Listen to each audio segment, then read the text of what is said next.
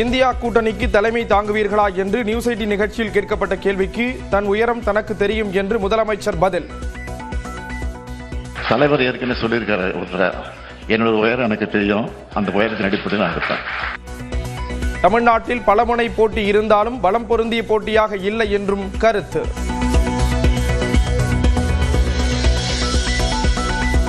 இடி, சிபிஐ என எந்த படைபலத்தை பாஜக பயன்படுத்தினாலும் ஒரு கை பார்க்க தயாராக உள்ளோம். சென்னையில் நியூஸ் 18 குழுமத்தின் டவுன்ஹால் நிகழ்ச்சியில் முதலமைச்சர் மு.க. ஸ்டாலின் பேச்சு.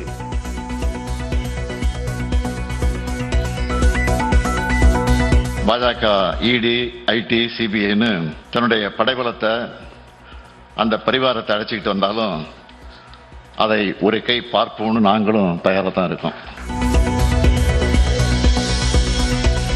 தமிழ்நாட்டில் பலமுனை போட்டி ஏற்பட்டால் திமுகவுக்கு நல்லதுதான். நியூஸ் 18 குழுமத்தின் டவுன்ஹால் நிகழ்ச்சியில் அமைச்சர் டிஆர்பி ராஜா பதில்.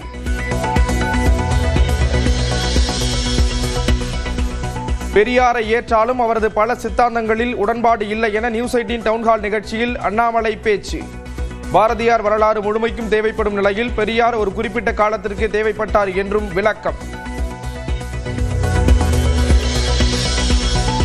சட்டமன்ற தேர்தலில் தனி சின்னத்தில்தான் போட்டியிடப் போவதாக மதிமுக திட்டவட்டம். மாநிலங்களவை சீட் வேண்டுமென்றும் திமுக தொகுதி பங்கீட்டு குழுவிடம் கோரிக்கை. மறுமலர்ச்சி திராவிட முன்னேற்ற கழகம் அதனுடைய சின்னத்தில் தனியா நிற்கும். இந்திய யூனியன் முஸ்லீம் லீக் கட்சியை தொடர்ந்து மனிதநேய மக்கள் கட்சியுடன் திமுக தொகுதி பங்கீட்டு பேச்சுவார்த்தை. 5 தொகுதிகளை ஒதுக்குமாறு கோரிக்கை விடுத்ததாக மனிதநேய மக்கள் கட்சி தலைவர் ஜவாஹிருல்லா விளக்கம்.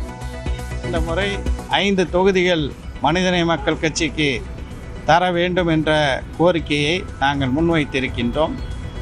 இது முதல் கட்ட பேச்சுவார்த்தை தான். எங்களுடைய கோரிக்கைகளை எல்லாம் குறித்து கொண்டார்கள். மக்கள் நீதி மய்யம் கட்சியுடன் இன்று நடத்தவிருந்த தொகுதி பங்கீட்டு பேச்சுவார்த்தையை ஒத்திவைத்தது திமுக. வரும் 27ஆம் தேதி நடைபெறும் என அறிவிப்பு.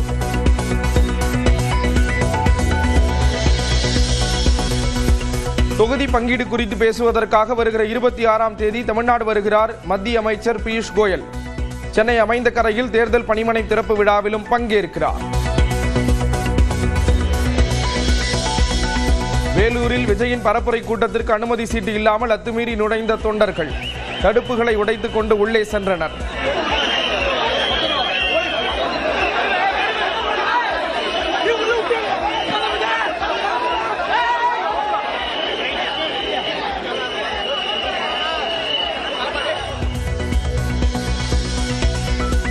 தமிழ்நாட்டில் மாவட்ட வாரியாக இறுதி வாக்காளர் பட்டியல் வெளியீடு. தருமபுரி மாவட்டத்தில் 47,352 வாக்காளர்கள், நீலகிரி மாவட்டத்தில் 14,057 வாக்காளர்கள் சேர்ப்பு. சென்னை எழும்பூர் ரயில் நிலைய பராமரிப்பு பணியால் 20 நிமிட இடைவெளியில் இயக்கப்படும் ரயில்கள். கூட்டம் அலைமோதுவதால் பள்ளி, கல்லூரி மற்றும் அலுவலகங்களுக்கு செல்வோர் கடும் அவதி.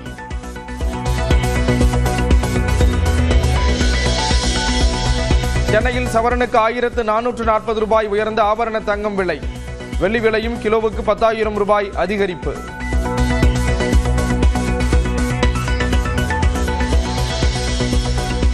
தெற்கு வங்கக்கடலில் நிலவிய ஆழ்ந்த காற்றழுத்த தாழ்வு பகுதி வலுவிழந்தது.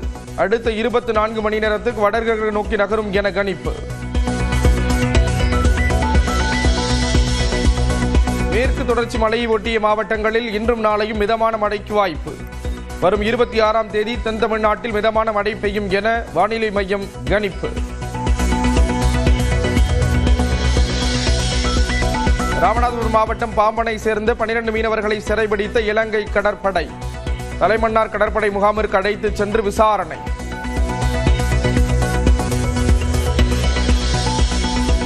கேரளாவில் பள்ளி வளாகத்தில் தீப்பிடித்து எரிந்த 5 பேருந்துகள். விபத்தா, திட்டமிட்ட சதியா என விசாரணை.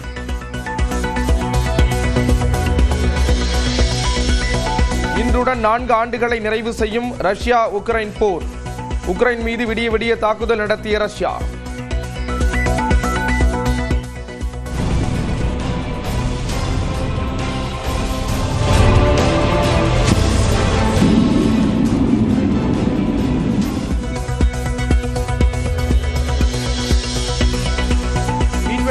உலகக்கோப்பையில் வெற்றி நடையை தொடரப்போவது யார்? மும்பை வான்கடேவில் இன்று நடைபெறும் போட்டியில் வளப்பரீட்சை நடத்தப்போகும் ஜிம்பாப்வே மேற்கிந்திய தீவுகள். இந்தியா கூட்டணிக்கு தலைமை தாங்குவீர்களா என்று நியூஸ் 18 நிகழ்ச்சியில் கேட்கப்பட்ட கேள்விக்கு தன் உயரம் தனக்கு தெரியும் என்று முதலமைச்சர் பதில். தலைவர் ஏற்கனவே சொல்லியிருக்காரு, என்னோட உயரம் எனக்கு தெரியும், அந்த உயரத்தின் அடிப்படையில் நான் இருப்பேன். தமிழ்நாட்டில் பலமுனை போட்டி இருந்தாலும் பலம் பொருந்திய போட்டியாக இல்லை என்றும் கருத்து.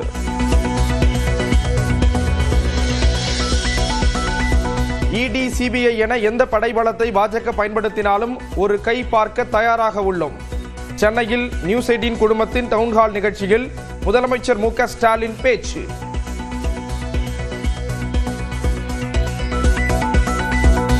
பாஜக இடி, ஐடி, சிபிஐன்னு தன்னுடைய படைபலத்தை அந்த பரிவாரத்தை அழைச்சிக்கிட்டு வந்தாலும் அதை ஒரு கை பார்ப்போம்னு நாங்களும் தயாராக தான் இருக்கோம்.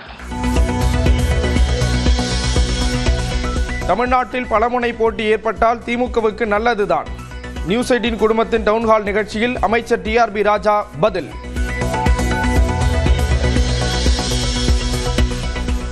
பெரியாரை ஏற்றாலும் அவரது பல சித்தாந்தங்களில் உடன்பாடு இல்லை என நியூஸ் 18 டவுன்ஹால் நிகழ்ச்சியில் அண்ணாமலை பேச்சு. பாரதியார் வரலாறு முழுமைக்கும் தேவைப்படும் நிலையில் பெரியார் ஒரு குறிப்பிட்ட காலத்திற்கு தேவைப்பட்டார் என்றும் விளக்கம். சட்டமன்ற தேர்தலில் தனி சின்னத்தில்தான் போட்டியிடப் போவதாக மதிமுக திட்டவட்டம். மாநிலங்களவை சீட் வேண்டுமென்றும் திமுக தொகுதி பங்கீட்டு குழுவிடம் கோரிக்கை. மறுமலர்ச்சி திராவிட முன்னேற்றக் கழகம் அதனுடைய சின்னத்தில் தனியாக நிற்கும். இந்திய யூனியன் முஸ்லீம் லீக் கட்சியை தொடர்ந்து மனிதநேய மக்கள் கட்சியுடன் திமுக தொகுதி பங்கீட்டு பேச்சுவார்த்தை. 5 தொகுதிகளை ஒதுக்குமாறு கோரிக்கை விடுத்ததாக மனிதநேய மக்கள் கட்சி தலைவர் ஜவாஹிருல்லா விளக்கம். இந்த முறை 5 தொகுதிகள் மனிதநேய மக்கள் கட்சிக்கு தர வேண்டும் என்ற கோரிக்கையை நாங்கள் முன்வைத்திருக்கின்றோம். இது முதல் கட்ட பேச்சுவார்த்தை தான். எங்களுடைய கோரிக்கைகளை எல்லாம் குறித்து கொண்டார்கள். மக்கள் நீதி மய்யம் கட்சியுடன் இன்று நடத்தவிருந்த தொகுதி பங்கீட்டு பேச்சுவார்த்தையை ஒத்திவைத்தது திமுக. வரும் 27ஆம் தேதி நடைபெறும் என அறிவிப்பு.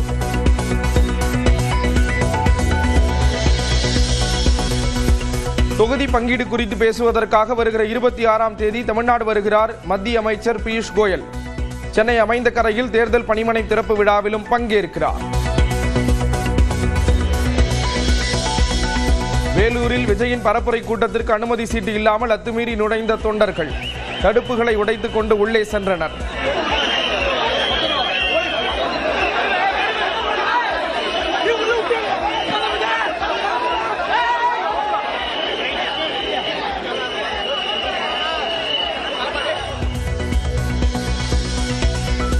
தமிழ்நாட்டில் மாவட்ட வாரியாக இறுதி வாக்காளர் பட்டியல் வெளியீடு.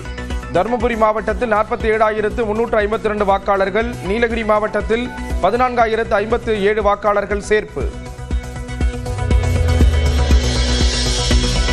சென்னை எழும்பூர் ரயில் நிலைய பராமரிப்பு பணியால் 20 நிமிட இடைவெளியில் இயக்கப்படும் ரயில்கள்.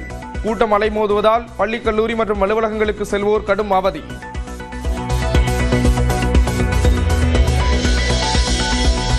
சென்னையில் சவரனுக்கு 1,440 ரூபாய் உயர்ந்த ஆபரண தங்கம் விலை.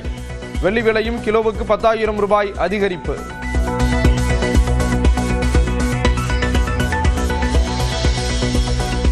தெற்கு வங்கக்கடலில் நிலவிய ஆழ்ந்த காற்றழுத்த தாழ்வு பகுதி வலுவிழந்தது. அடுத்த 24 மணி நேரத்துக்கு வடகிழக்கு நோக்கி நகரும் என கணிப்பு. மேற்கு தொடர்ச்சி மலையை ஒட்டிய மாவட்டங்களில் இன்றும் நாளையும் மிதமான மழைக்கு வாய்ப்பு. வரும் 26ஆம் தேதி தென் தமிழ்நாட்டில் மிதமான மழை பெய்யும் என வானிலை மையம் கணிப்பு. ராமநாதபுரம் மாவட்டம் பாம்பனை சேர்ந்த 12 மீனவர்களை சிறைபிடித்த இலங்கை கடற்படை. தலைமன்னார் கடற்படை முகாமிற்கு அழைத்து சென்று விசாரணை.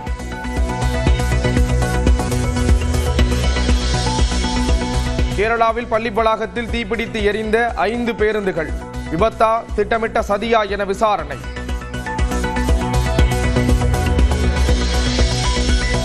இன்றுடன் 4 ஆண்டுகளை நிறைவு செய்யும் ரஷ்யா உக்ரைன் போர். உக்ரைன் மீது விடிய விடிய தாக்குதல் நடத்திய ரஷ்யா.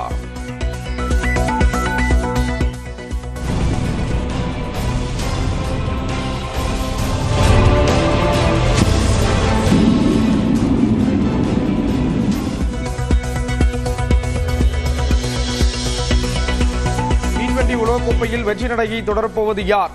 மும்பை வான்கடேவில் இன்று நடைபெறும் போட்டியில் வளப்பரீட்சை நடத்தப்போகும் ஜிம்பாப்வே மேற்கிந்திய தீவுகள்.